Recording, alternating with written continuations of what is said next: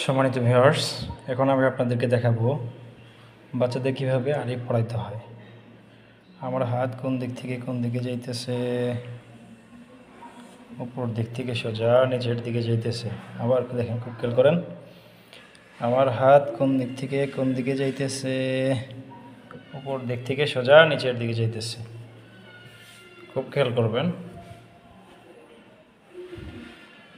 আমার হাত কোন দিক থেকে কোন দিকে যাইতেছে, উপর দিক থেকে নিচের দিকে যাইতেছে।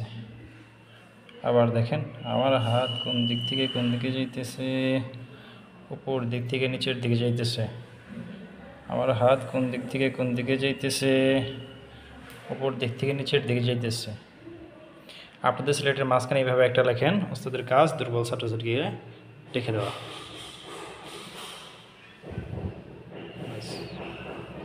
সকলে বোর্ডে দেখতে থাকেন। আপনাদের স্লেটের মাঝখানে সুন্দর করে একটা মাত্রা লেখেন।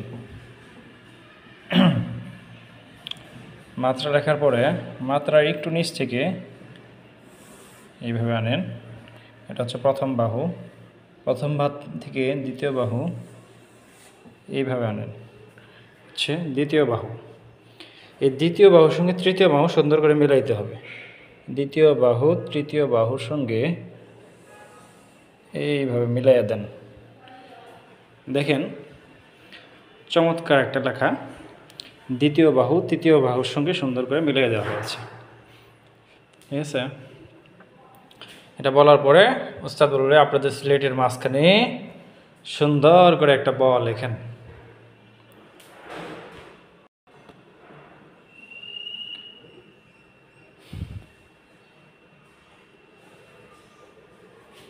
এটা হলো ব পড়ানোর নিয়ম। এরপরে ওস্তাদ 3টা লিখবেন, আরও বিভিন্নভাবে এরপরে লেখাতে হবে।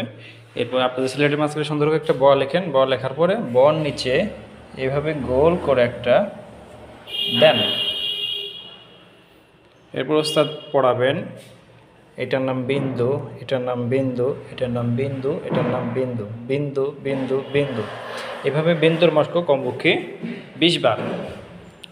সকলে বোর্ডে দেখতে থাকেন।